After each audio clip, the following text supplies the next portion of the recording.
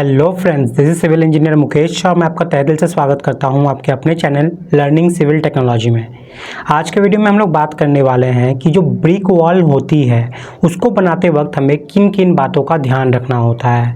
और जो पॉइंट्स मैं आपको बताने वाला हूं ये बहुत ज़्यादा ज़रूरी है आपको समझना, क्योंकि जब आप अपने घर के दीवारों को बनाते हो उसमें बहुत सारी चीज़ें जो हैं ध्यान में रखनी पड़ती है। अगर आप नहीं रखोगे तो आपका दीवार कमज़ोर बनेगा और वो टूट भी सकता है। इसलिए अगर आप चाहते हो कि आपका मेहनत का जो पैसा आप अपने घर को बनाने में लगाने वाले हो, आपके दीवार को बनाने में लगाने वाले हो, वो लंबे समय तक चले, तो इस वीडियो को आप एक बार जरूर देख लीजिएगा, ज़्यादा देर आपको नहीं लगेगा। और ये इंपॉर्टेंट बातों को अगर आप ध्यान में रखकर अपने घर को बनाते हो तो जाहिर सी बात है उसकी जो लॉन्जिबिलिटी है, उसका जो लंबा चलने का जो समय है वो बढ़ जाएगा। एकदम मैं गारंटी लेता हूँ इसकी।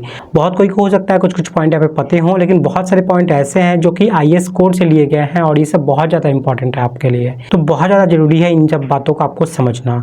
चलिए आज का वीडियो शुरू करते हैं।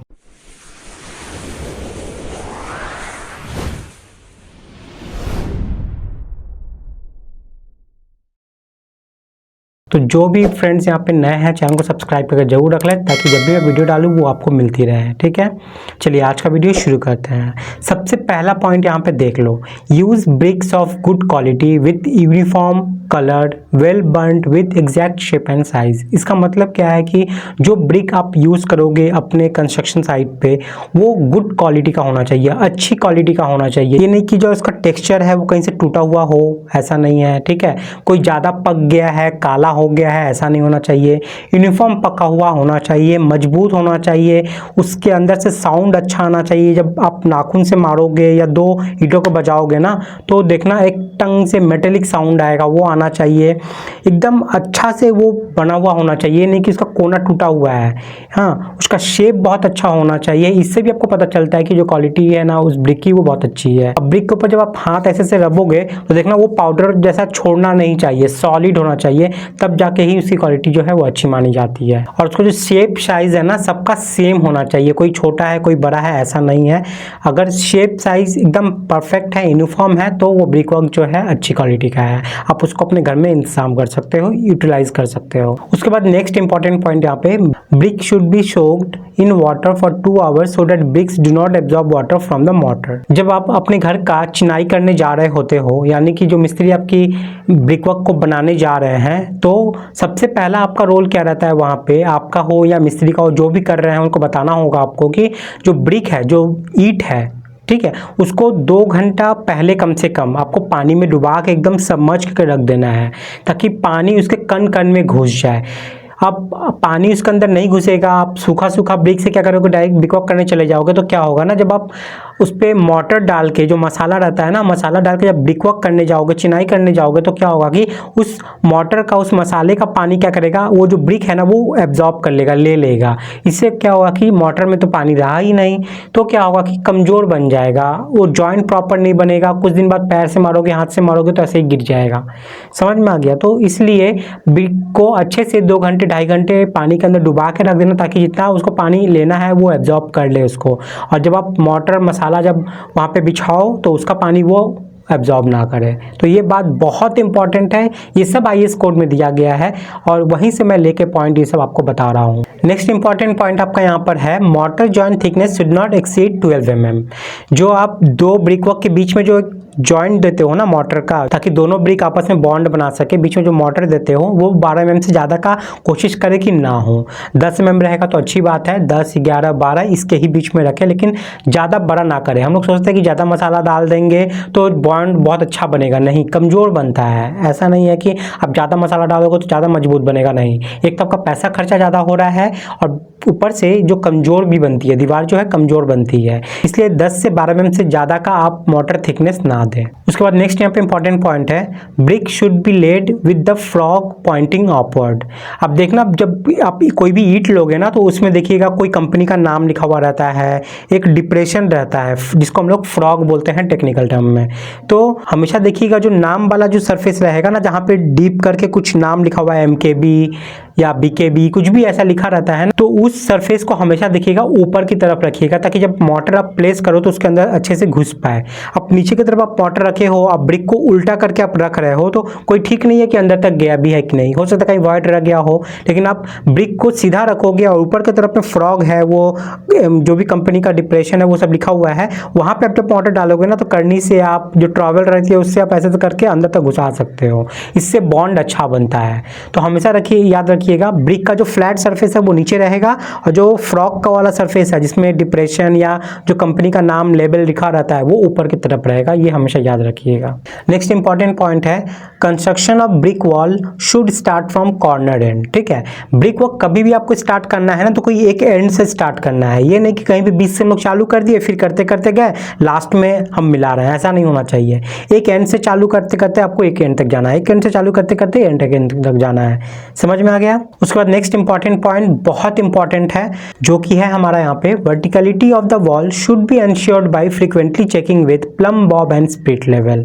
हम लोग जब भी ब्रिक वर्क उठाते जाएंगे ना, जैसे जैसे हम लोग ब्रिक वर्क का लेयर उठाते जाएंगे, हम लोग को उसका वर्टिकलिटी भी चेक करते रहना है, दोनों साइड से, एक साइड से एक साइड से। अगर एक साइड से चेक करोगे तो एक साइड से सेम ही रहता है, ठीक रहता है, कोई दिक्कत नहीं है।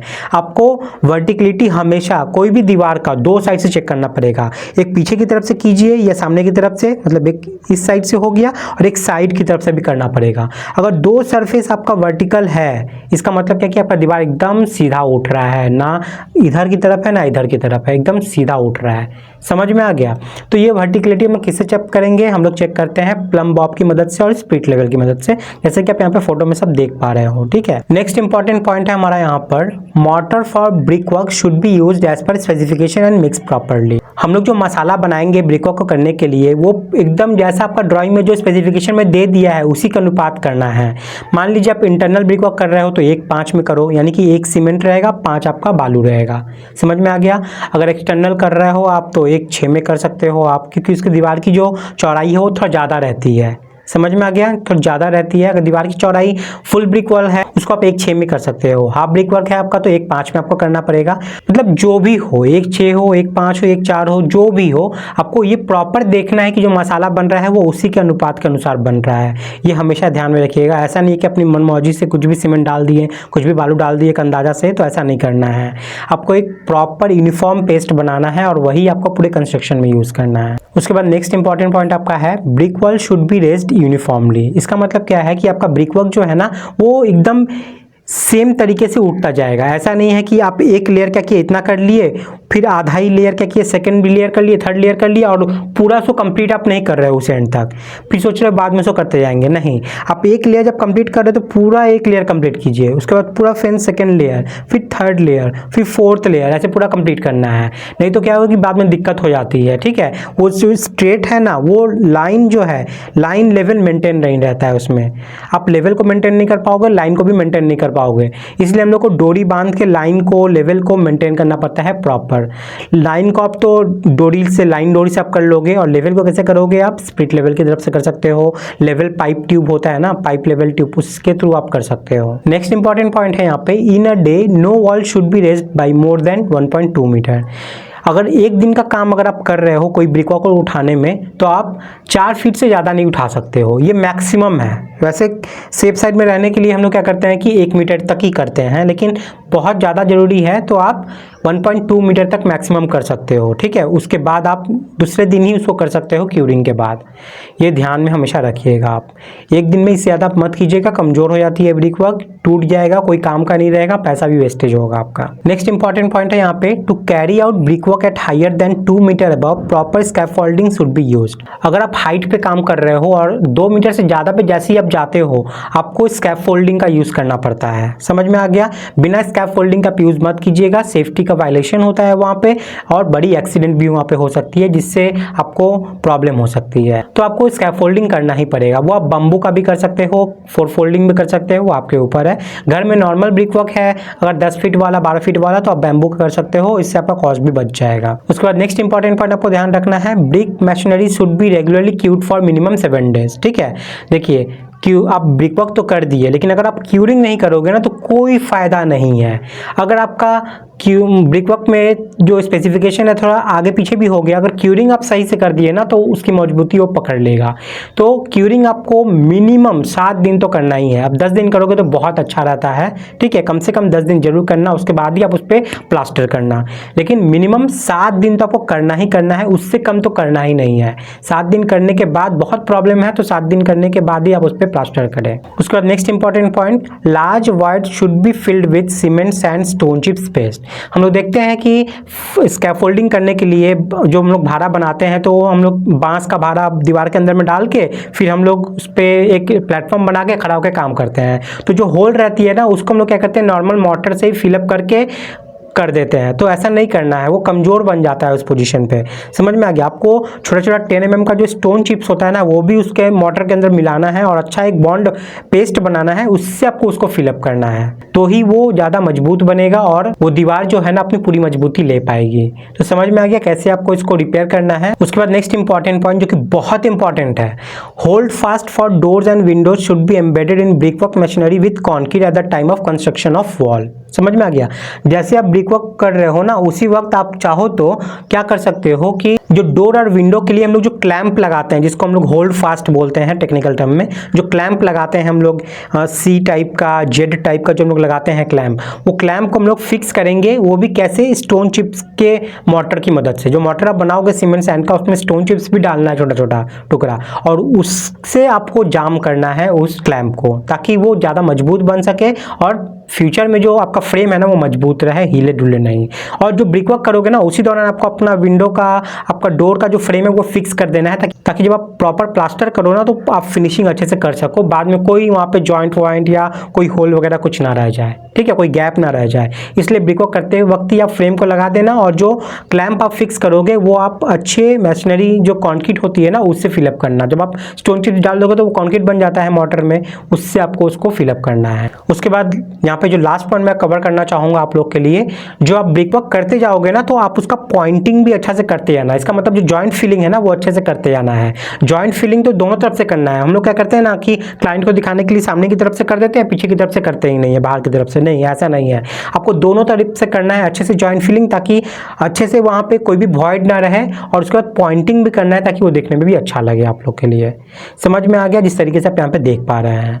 तो ये कुछ इंपॉर्टेंट पॉइंट्स थे जो ब्रिक वर्क करने से पहले आपको ध्यान में देना ही है, और ब्रिक वर्क करते वक्त आपको ये सब चीज़ ध्यान देना है। मिस्त्री कर रही है कुछ भी गलती तो आपको बताना है कि ये गलत हो रहा है, आप इसको सही कीजिए। समझ में आ गया? मैं उम्मीद करता हूँ आपको यहाँ पे सारा पॉइंट क्लियर हुआ है। तो वीडियो अगर पसंद आई तो वीडियो को एक लाइक और एक शेयर जरूर कीजिएगा। इससे क्या होगा कि वीडियो दूसरों तक पहुंचेगी और दूसरों को काम भी आएगा। इससे चैनल पे अगर आप न्यू है तो चैनल को सब्सक्राइब जरूर कर लीजिए। इससे क्या होगा कि लेटेस्ट वीडियो आपको रेगुलर मिलती रहेगी।